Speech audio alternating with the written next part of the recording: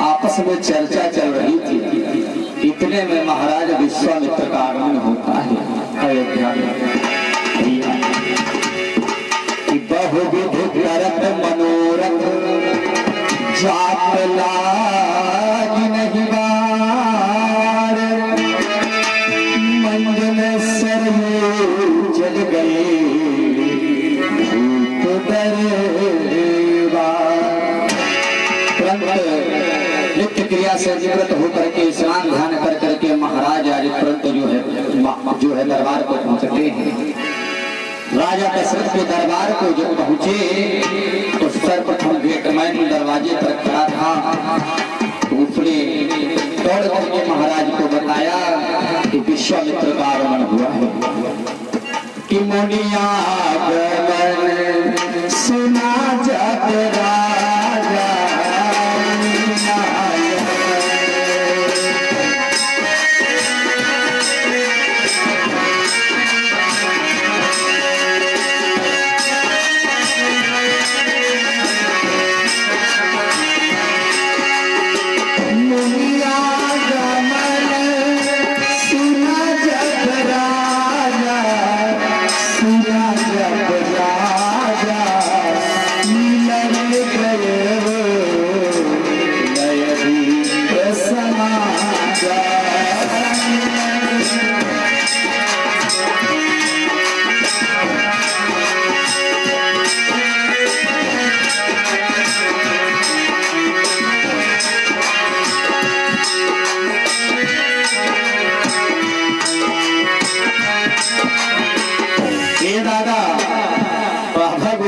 तुलसीदास जी ने चौपाई तो बड़ी सुंदर लिख दी है। मुनिया आगमन सुना जब राजा और मिलन गयो विप्र समाजा। स्वामी जी को दंडोत प्रणाम है।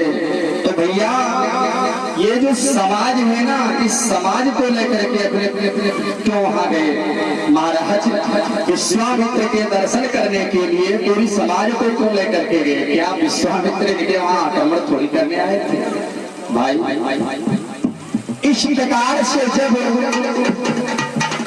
वहां पर विश्वामित्र ने देखा कि दशरथ आगे आगे हो और पीछे से पूरी जमात आ रही है, एक ना आधे से संतरी मंत्री पूरे परिवार सहित जितने लोग थे।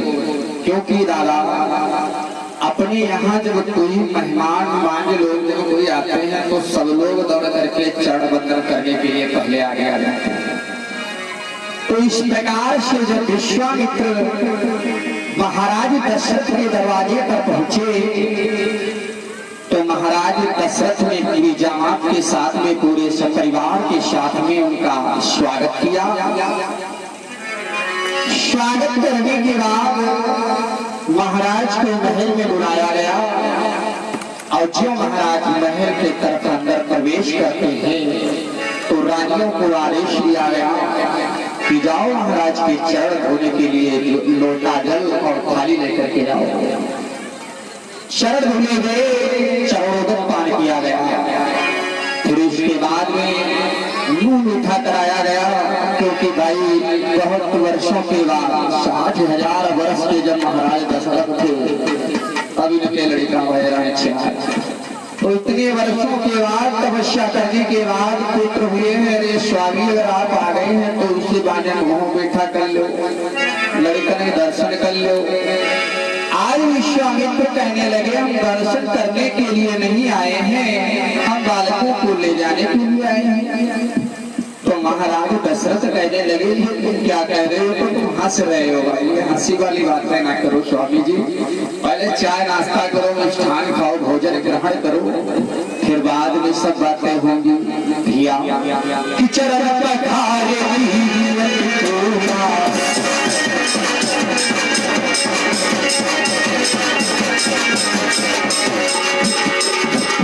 शरण पखारे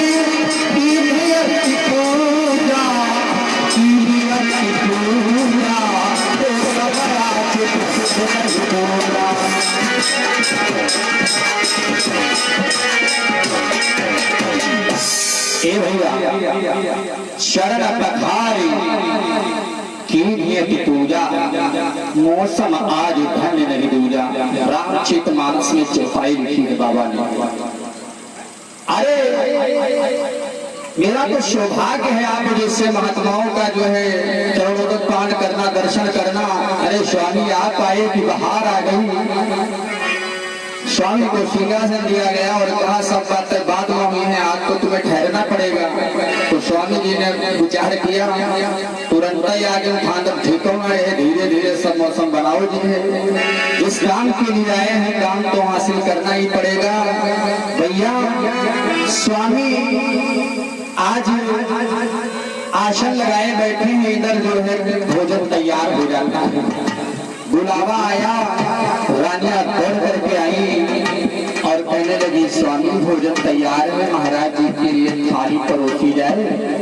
आदेश तुरंत आदेश मिला और भोजन की थाली लेकर के कौशल्या आ रही। क्योंकि दादा नौकर चाकर तो सबके घर में लगे रहते हैं, कुछ लोगों के यहाँ खाना बनाने वाले लगे हैं, खाना बनाने वाले लगे हैं। लेकिन दादा जब कोई मान लो यानी अपने से इष्ट लोग आते हैं ना, महान लोग, ब्राह्मण लोग, ऐसे लोग जब संत लोग आते हैं तो इनके लिए स्वयं अपने हाथों से भोजन बना करके देना चाहिए, तब इसका फल मिलता है। ये खाना बनाने वाली तो खाना बना करके दे देगी, फल तो वो पाएगी, आपका तो सिर्फ नहीं लगो तो फल तुम्हें नहीं मिलने वाला है। रामचरित मानस साथ कह रही है, कौशल्या थाली लेकर के आई और विश्वामित्र भोजन कर रहे हैं कि विविध भांति भोजन करवावा।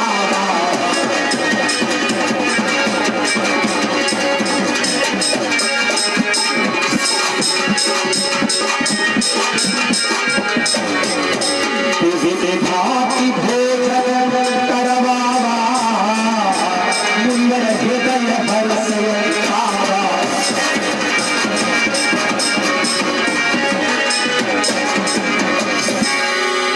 ए भैया आज भोजन करवाने के बाद अरे महाराज विश्वामित्र को इतना आनंद आया कि कहने की बात नहीं। विश्वामित्र मुस्कुराए और कहने लगे भोजन बड़ा स्वादिष्ट है, आपके ऊपर प्रभु की छत्र छाया बनी रहे। अब भैया धीरे धीरे समय कुछ व्यतीत होता गया तो जानते हो विश्वामित्र विचार करने लगे अब अपनी बात को रखा जाए जिस काम के लिए हम आए हैं।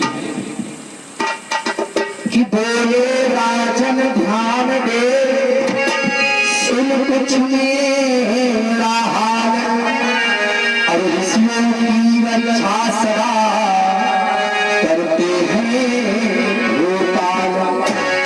ये तो तुमको पता है कि महात्माओं की रक्षा, ब्राह्मणों की रक्षा, संत महात्माओं की रक्षा, मंदिरों की रक्षा, ये विशालाओं की रक्षा ये साधु संत नहीं स्वयं भोपाल राजा करते हैं। राजा लोग करते, साधु संत के करने की बस्ती नहीं है।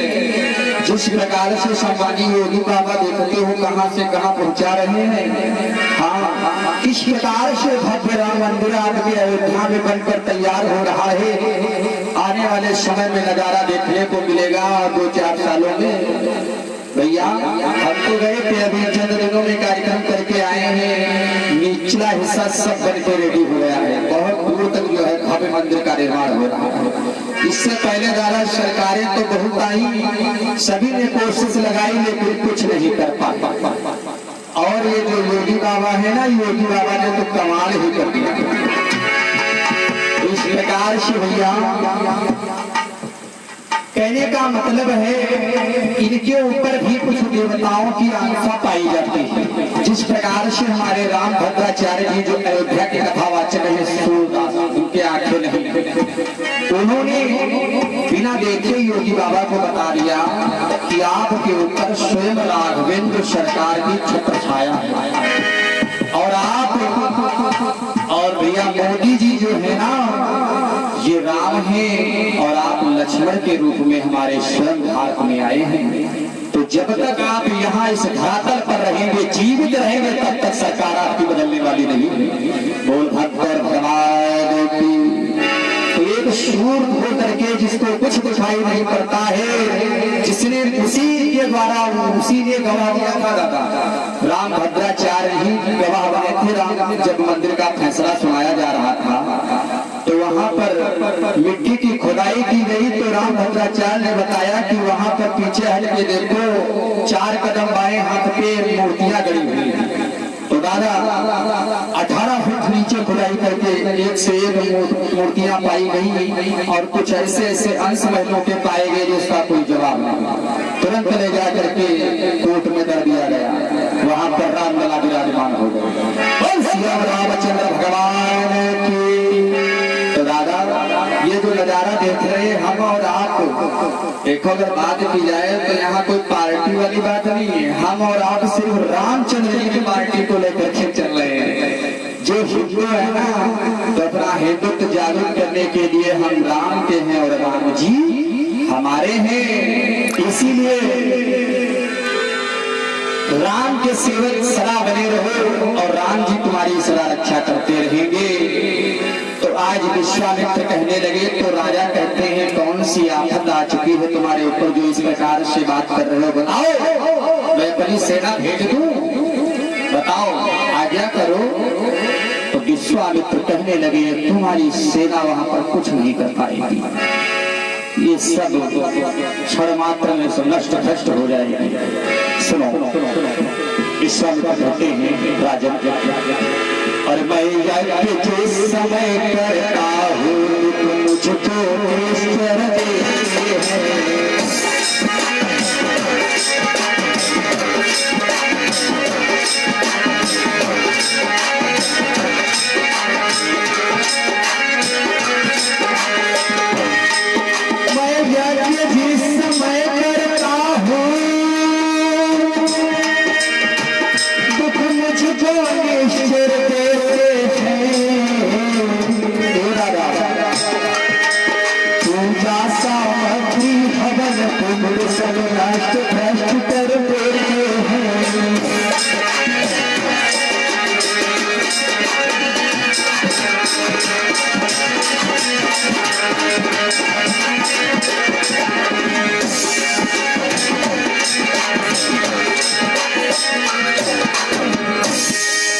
आज भैया जब ऐसी बात को महाराज दशरथ ने सुना, तो जब दशरथ के कानों में ये आवाज पहुंची तो महाराज दशरथ तुरंत बैठे जमीन पर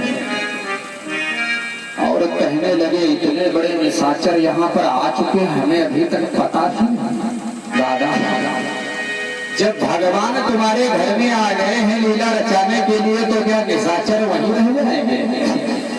भाई वो तो पीछे से अपना कार्य करेंगे ही। यहाँ अत्याचार तो हो ही रहा था, लेकिन और बढ़ गया उनके आने से। पहले था 50%, अब हो गया 100%। तो भैया कि सुनते ही दशरथ हुए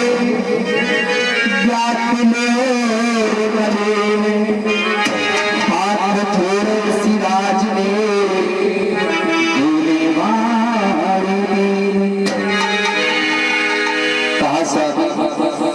तुम्हारी हम क्या सेवा करें बताओ, ये तो हमारी सेना नहीं कर पाएगी। तो विश्वामित्र ने राम और लक्ष्मण को मांगा है। जो राम और लक्ष्मण को जब मांगा तो दारा दशरथ का दिल धड़कने लगा। दशरथ विचार करने लगे, अरे तुमने धन और दौलत ये अगर मांगी होती ना तो मैं सब कुछ तुम्हें देने को तैयार था, लेकिन तुमने ये क्या मांग लिया है? ये तो मेरे आंखों के तारे हैं, इन्हें मैं अपनी आंख से दूर नहीं कर सकता। भैया आज महाराज दशरथ रो रो करके विश्वामित्र के चरणों में गिर गए और कहने लगे, राघव को मैं ना दूंगा,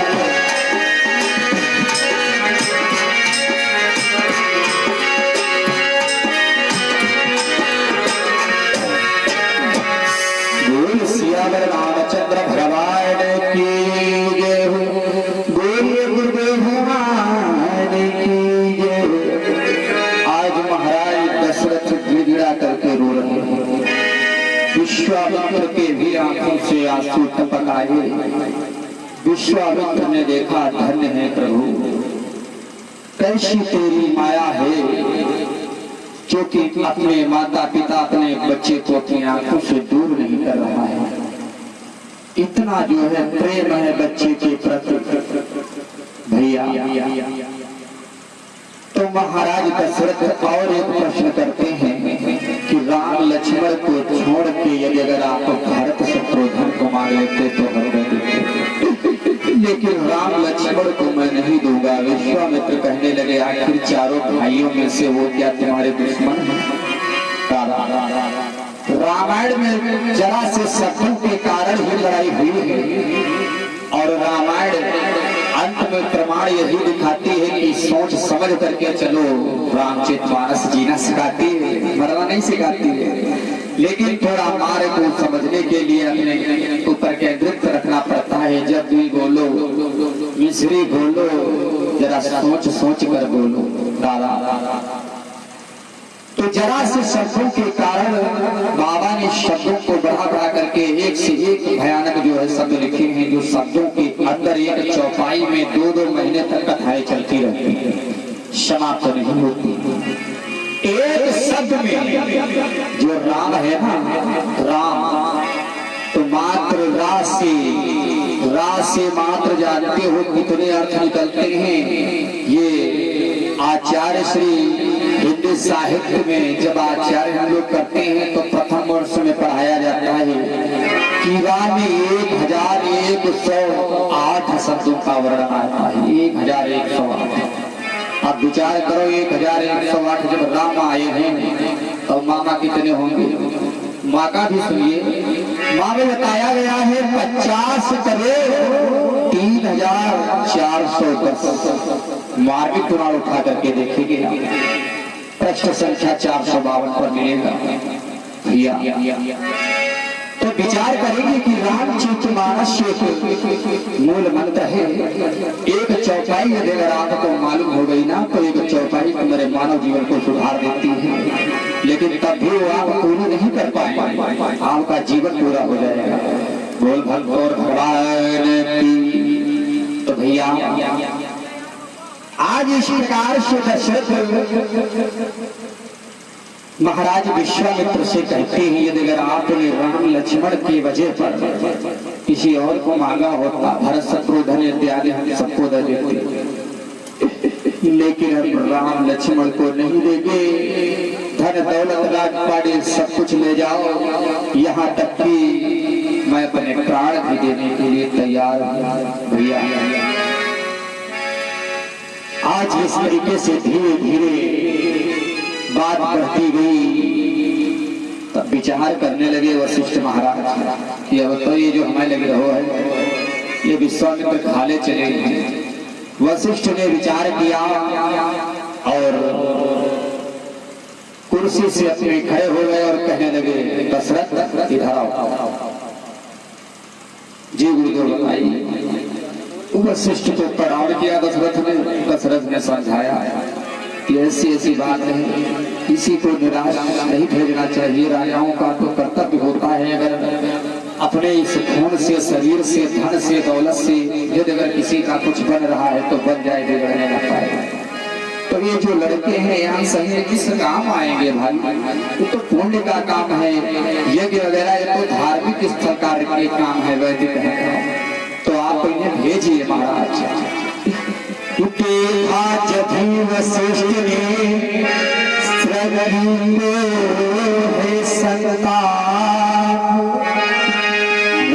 समझाने लगे, राजन छोड़ प्रताप।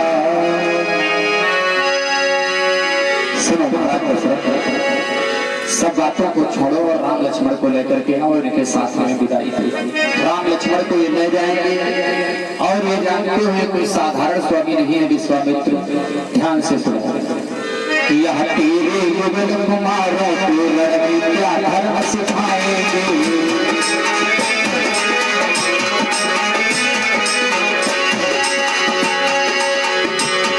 यह तेरे युगल कुमारों को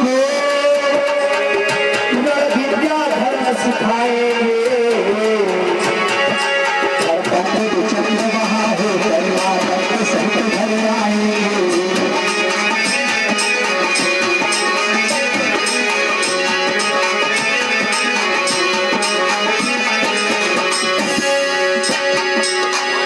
ए भैया,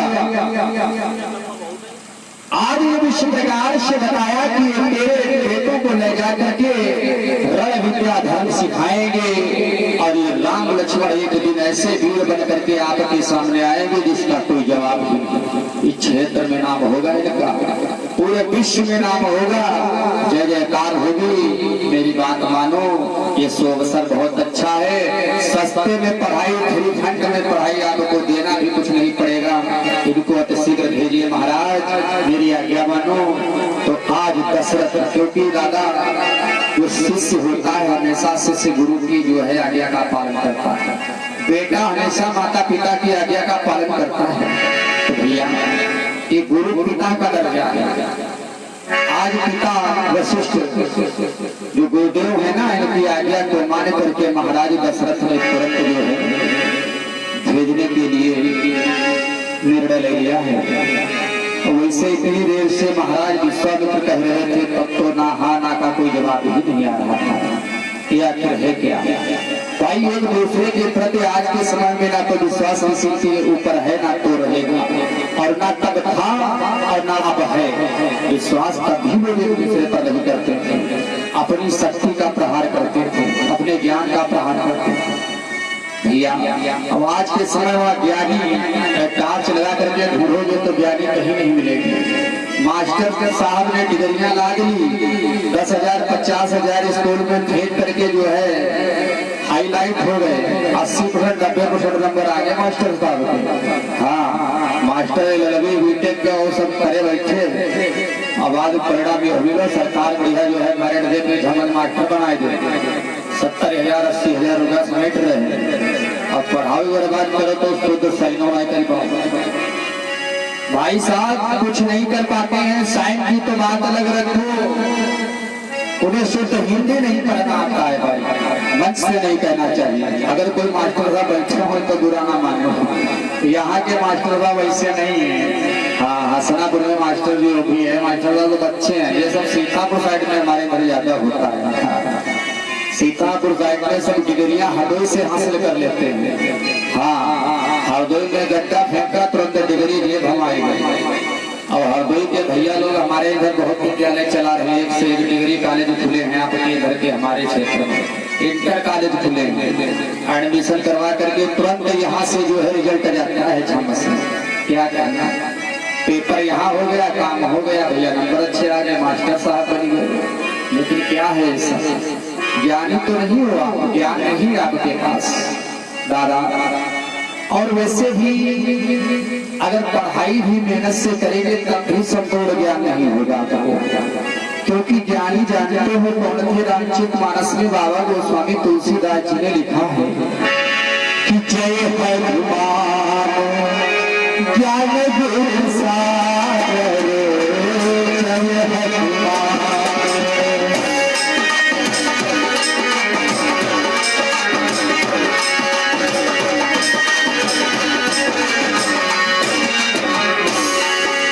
जय हनुमान।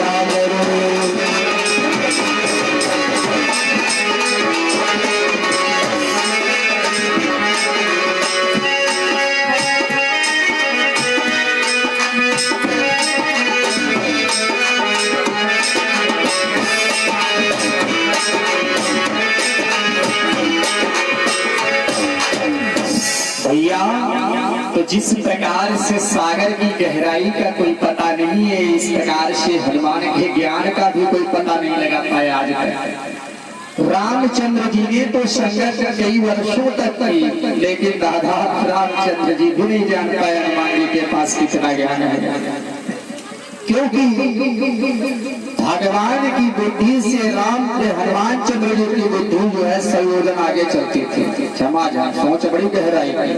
हाँ, जिस समय समुद्र पर पुल बनाया गया तो भगवान ने तो सिर्फ निर्णय लिया कि इस पर पुल कैसे बनेगा, कैसे हम क्रॉस होंगे, बस सोच ही रहे थे। अब दादा आप विचार करें, सोचने का समय मुश्किल से होता है 10 मिनट 5 मिनट आधा घंटा तक आदमी सोचेगा, लेकिन उन्होंने 21 सेकंड में ही पुल को तैयार करवा दिया। पूरी सेना को झमाझम पत्थर चल रहे, पत्थर पड़े रहे। भाई राम राम लिख करके बुद्धि लगाई कि भगवान का नाम तो डूबेगा नहीं, क्योंकि अजर अमर है। इनका नाम पत्थर लिखो, झम मत समुद्र में डालो, इससे सस्तो पुल कहों पर नहीं बने हुए। हनुमान जी ने तुरंत जो है राम सेतु का निर्माण किया। वैसे दादा रामायण में तो जो प्रमाण आते हैं ये सही लगते हैं, अगर रामायणों में लोगों ने, कवियों ने, लेखकों ने अलग अलग से लिखा है। लोग तो ये कहते हैं कि ये 11 वर्षों तक जो है इसी प्रकार से संग्राम चलता रहा। पुल में समय लगा, 11 वर्षों में कंप्लीट हुआ। 11 वर्षों में अगर पुल कंप्लीट होता ना तो महाराज जो अयोध्या के जो नरेश थे लंकेश, वो सीता को ना जाने कहां से कहां पहुंचाए देते। ये सब चंद दिनों में काम हुआ है। 1 वर्ष के अंदर ही सीता का पता लगा करके सियावर रामचंद्र जी वापस आते हैं। ये कथा हम ये आगे को भाव बता रहे थे, कथा की तरफ ध्यान दे, कथा तुम्हारी कहां पहुंची है कि दशरथ बोले अब मुझे नहीं सोच संताप, और दोनों पुत्रों के हुए संरक्षक स्वामी आप।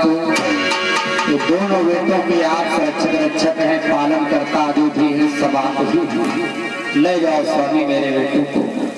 और आज श्री रामचंद्र और लक्ष्मण तैयारी करते हैं। तैयारी करने के बाद माता रानी का अपने आशीष लेने के लिए गए। कौशल्या सुमित्रा के सभी के चरणों का वंदन किया और बाबा के चरणों का वंदन करते हुए नाना नानी के पास गए। नाना नानी को भी प्रणाम किया। दादा रामचंद्र जी के नाना नानी कौन थे बाबा जी आपको पता? स्वामी जी रामचंद्र जी के नाना नानी कौन थे बताने का कष्ट करे रामदेव सिंह बाबा। रामचंद्र जी जो थे इनके नाना नानी कौन थे? रामायण घर पर धरी है और नाना नानी का नाम ही नहीं पता। आइएगा बाबा साफ साफ लिखते हैं बड़े बड़े अक्षरों। अरे जहां सुमति तहां संपत्ति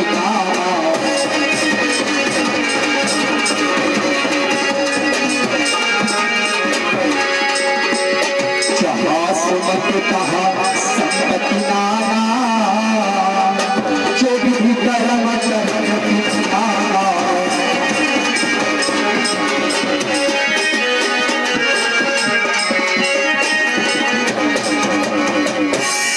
ये चौपाई है मार्गी पुराण की। और रामायण की जानते हो, जहाँ सुमति तहाँ संपत्ति नाना, जहाँ कुमति तहाँ विपत्ति निधानी।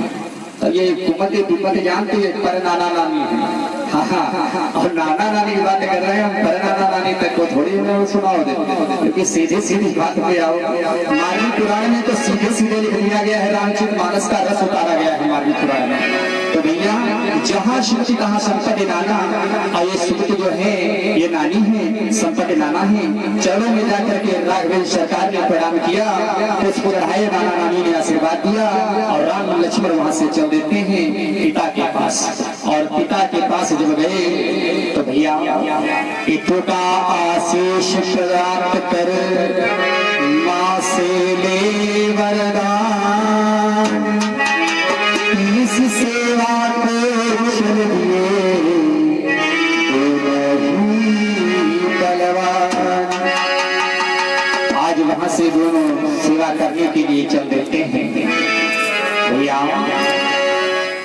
जब दोनों चल देते हैं तो साथ में स्वामी विश्वामित्र भी है बाबा, जो स्वामी जी लिखते हैं चले जाति मुनि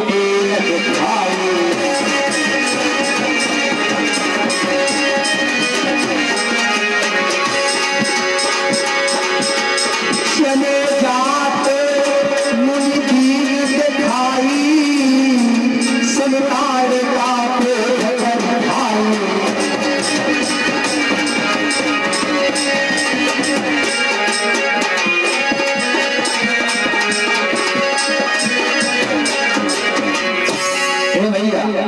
अब इस चौपाई की तरफ शंका करेंगे। रामचरित मानस शंका समाधान पुस्तक उठा करके देते हैं। ये चले जाते मुझे दिन दिखाई आई से कहूँगी दवा महाराज तेरे पास रहे जो दिखोते खन चलते खन जो है जाए रहे सबका दिखाई रहे। और भाई तारका तुरंत आगे आ गई रास्ते के सामने।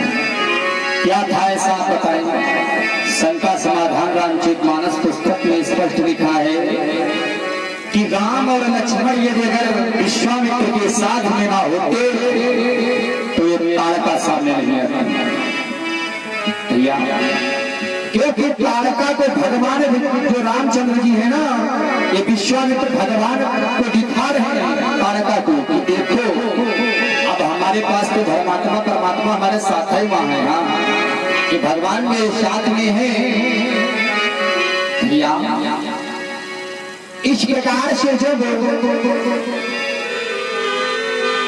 विश्वामित्र और राम लक्ष्मण कुछ दूर पर पहुंचे तो तारका जो है आगे तो बढ़ती है। या तारका जब आगे की तरफ बढ़ी कि आयुध शर्म समर्थ के प्रभु निज आश्रम कंदमूल भोजन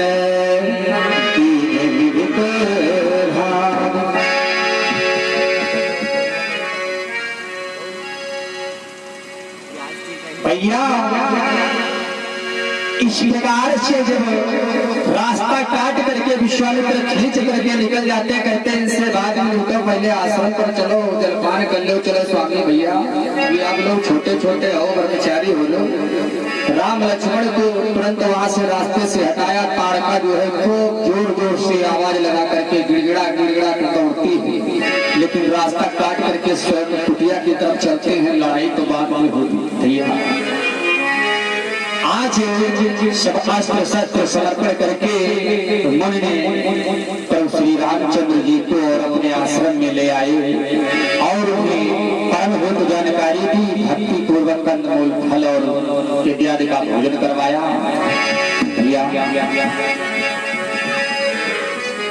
इस कथा के बाद ही होगा ठीक है। हाँ तब तक आसन लेकर के बैठ गए।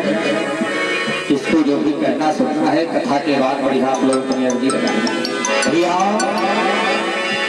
जब सुबह हुई तो सुबह उठ करके भगवान सियावर रामचंद्र जी और लक्ष्मण तुरंत जो है प्रभु को प्रणाम किया।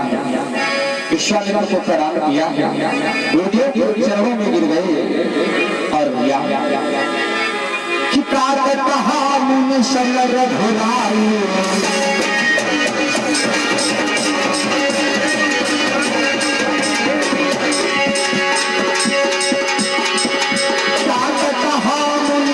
सन रघुराई निर्भय जाके करो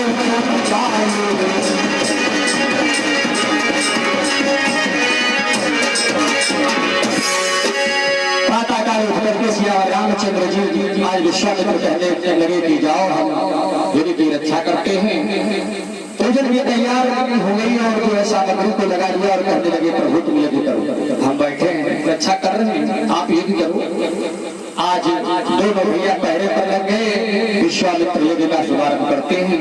आइए दादाजी हम छोटा सा भजन सुनाना चाहते हैं। तब तक के लिए दादा लोग कथा थोड़ी देर के लिए रोक दे भाई। इच्छा है दादा की कथा 2 मिनट के लिए हम रोक रहे हैं यहीं पर। दादाजी भजन लेकर के आए हैं आपको सुनाएंगे। फिर इसके बाद यहीं से कथा जोड़ देते हैं। श्री राम बोल सच्चिदानंद भगवान